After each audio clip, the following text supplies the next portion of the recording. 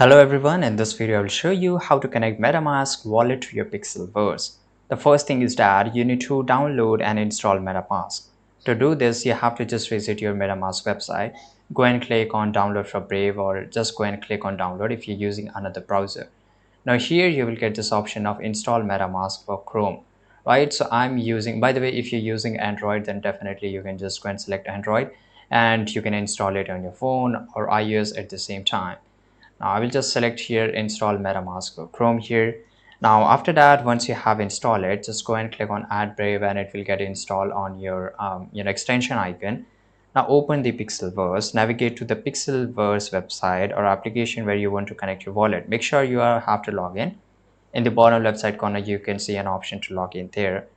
Now choose MetaMask from the list of supported wallet. If you don't see it listed, you may need to scroll or look for an option to connect a new wallet. A MetaMask pop-up will appear there.